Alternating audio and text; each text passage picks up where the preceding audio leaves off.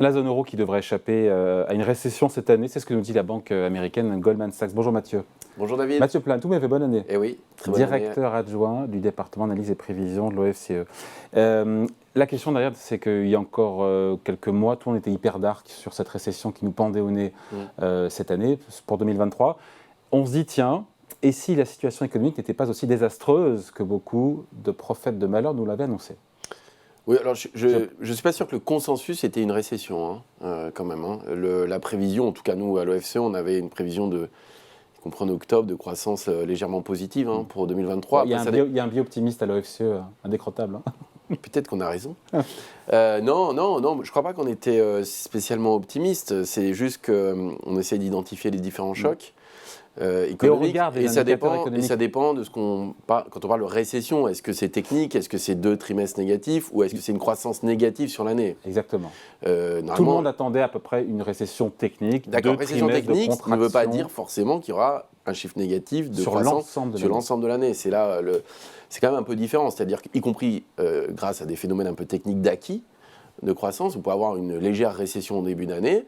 Et puis avoir une croissance légèrement positive sur 2023. Donc déjà, il faut savoir effectivement sur quels chiffres on se base et de quoi on parle. Mais les planètes s'alignent ou pas, entre guillemets, pour que ça se passe un petit peu mieux quand on voit, on l'a commenté ici et ailleurs, le prix du gaz qui a baissé, le prix du pétrole, il y a des bouffées d'oxygène. Il y a des bouffées d'oxygène, c'est clair. Il n'y a pas de raison aujourd'hui, nous on n'a pas un scénario de récession justement, enfin pas de croissance négative sur 2023, que ce soit pour la France ou la zone euro, pour ces raisons-là aussi. C'est-à-dire que finalement, des choses qui auraient pu se durcir ne se durcissent pas, et notamment le reflux des prix de l'énergie, qui est quand même important et significatif, va donner une bouffée d'oxygène forcément aux ménages, aux entreprises et aux États. Ça va leur coûter moins cher. Et la politique monétaire aura certainement moins besoin de se durcir, et la hausse des taux, peut-être qu'on aurait pu attendre plus dur, le sera moins avec une inflation qui est moins robuste. Donc ça ne veut pas dire que tout est rose, loin de là, mais il y a des leviers, effectivement, qui peuvent permettre de penser que la croissance sera un peu meilleure que ce qu'on aurait pu attendre. Goldman Sachs, quand ils disent pas de récession cette année, ils parlent bien d'une récession. Je ne vais pas poser la question. Oui, mais ils parlent d'une récession a priori sur l'ensemble de l'année, je pense. Mais je pense que est-ce qu'il y a un chiffre négatif sur 2023 ? Non, mais c'est une bonne nouvelle, encore une fois.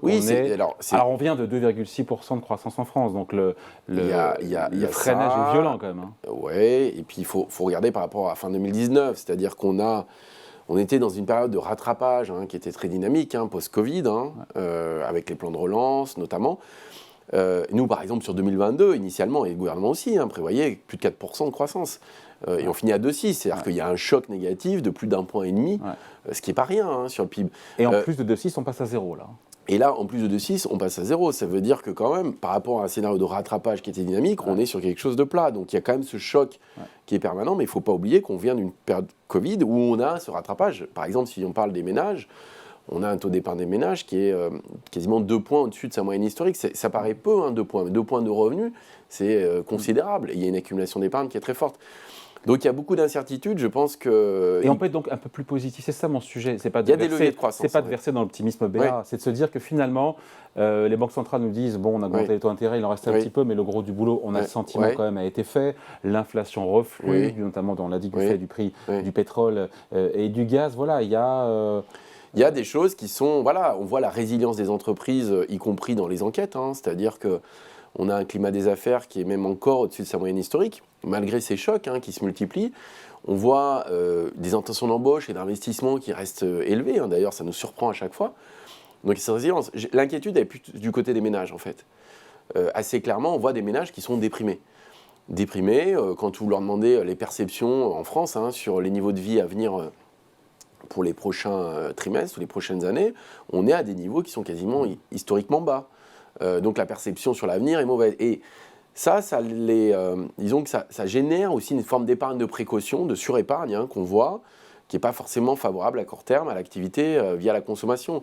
Donc et la réforme des retraites arrivant là-dessus, peut-être créer une certaine tension sociale ou de l'incertitude qui est peut-être pas très favorable dans ce contexte-là. Donc, il y a des éléments plus micro, on va dire plus de politique publique, et puis il y a des éléments un peu internationaux, plus macro, qui sont meilleurs, y compris sur les difficultés d'approvisionnement, qui ont beaucoup baissé. La dernière étude de la Banque de France montre qu'on est au plus bas depuis maintenant depuis mai 2021, ça veut dire que ça fait plus d'1 an et demi. qu'on n'a jamais été aussi bas sur les difficultés d'approvisionnement. Donc même post-reprise post-Covid, aujourd'hui, on est sur quelque chose qui s'améliore. On peut même éviter la récession technique en France, donc les 2 baisses consécutives d'activité sur 2 trimestres. Oui, alors on est dans l'épaisseur du trait, on sera certainement autour de 0 de toute façon. Est-ce que ce sera 0-, 0+? Par exemple, l'INSEE dit on sera à moins 0,2 au 4e trimestre, la Banque de France dit on sera à plus 0,1, nous on dit 0.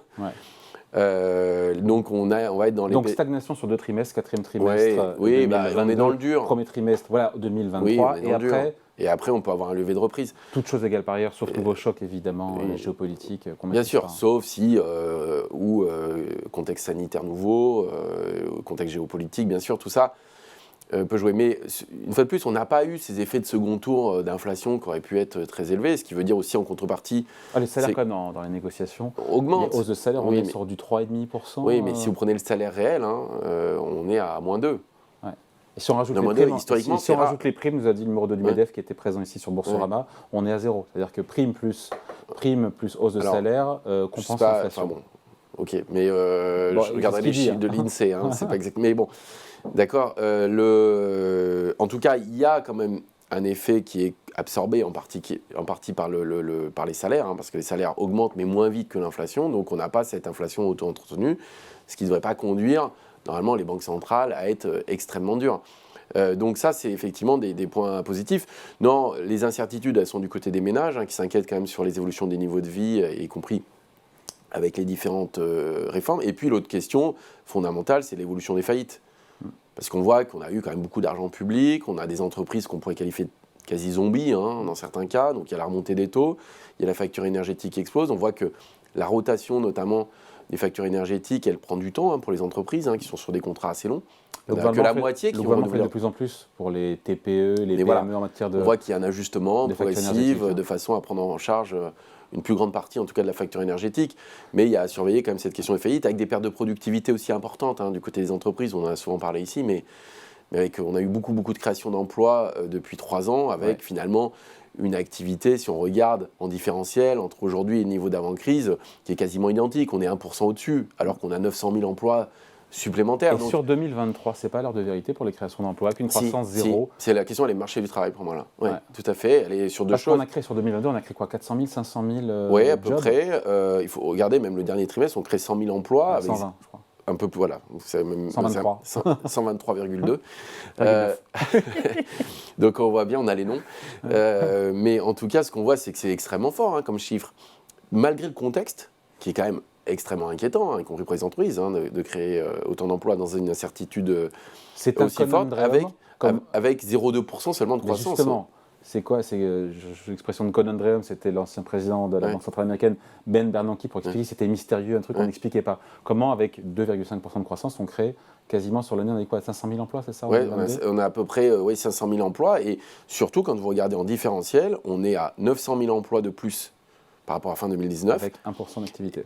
Et on est 1%. Et ça veut dire qu'on a 4% d'emplois en plus, avec 1% d'activité supplémentaire. Donc, ça va à l'inverse de tout ce qu'on a connu. C'est-à-dire qu'on a même pas un ralentissement des gains de productivité, on a une baisse de la productivité. Et donc les entreprises vont certainement à un moment chercher à rattraper la productivité. On le voit, il y a une compression des marges. Elles ont trop embauché, c'est ça? Il y a plusieurs choses qui l'expliquent. Et d'ailleurs, parce que le mot productivité, à mon avis, on a perdu la moitié des gens. On essaie d'éclairer le mystère, mais le mystère reste quand même important. Non, il y a un phénomène d'apprentissage très fort qui explique presque un tiers des créations d'emplois sur les 900 000. Qui a été, on voit que les coûts sont très faibles de l'apprentissage, donc très généreux. Il y a une rétention d'emploi dans certains secteurs, notamment industriels, par exemple dans le matériel de transport, où le choc d'activité est très fort, mais l'emploi ne s'est pas ajusté autant. Il y a aussi des formes de chômage partiel. Il y a une forme, on n'a pas les chiffres, mais certainement plus d'emplois déclarés qu'avant, qui peuvent être liés à des dispositifs d'aide. Par exemple, le chômage partiel incite à déclarer beaucoup plus d'emplois qui avant, par exemple, dans la restauration, la construction, l'étaient beaucoup moins. Et puis, il peut y avoir des entreprises qui anticipent le fait que les difficultés de recrutement peuvent durer, et donc elles n'ont pas intérêt à se séparer de certains salariés, même en CDD, parce que si elles ont besoin, cette personne va avoir du mal à trouver. La conclusion, c'est qu'on peut peut-être avoir de bonnes surprises cette année, et ce qui déterminera l'année, qu'on finisse à 0 ou 0,5% de croissance, peut-être un petit peu plus. Non, mais c'est quoi? C'est les consommateurs? C'est le comportement des entreprises en termes d'emploi, d'investissement? Moi, je dirais, la première chose, c'est effectivement le comportement des consommateurs, parce qu'on a une réserve d'épargne qui est colossale, près de 200 milliards d'euros. Allez dire ça à ceux qui ont du mal à joindre, non, mais les c'est de la macroéconomie, effectivement. Elle est concentrée sur 25% des ménages, clairement, bien sûr. Il y a l'incertitude et donc leur comportement de consommation et épargne. Il y a la remontée potentielle des faillites parce qu'on a eu quand même des entreprises, on a un niveau de faillite qui est très bas. Et puis l'ajustement des politiques publiques, parce qu'on voit que le gouvernement réagit quand même assez vite à ces risques-là. Et donc on a des nouvelles mesures qui peuvent intervenir. Ouais. Dernière question, juste la France, on s'en sort comment par rapport aux autres pays de la zone euro? Alors c'est marrant parce que le gouvernement dit on s'en sort bien. Mieux, et c'est pas totalement la réalité.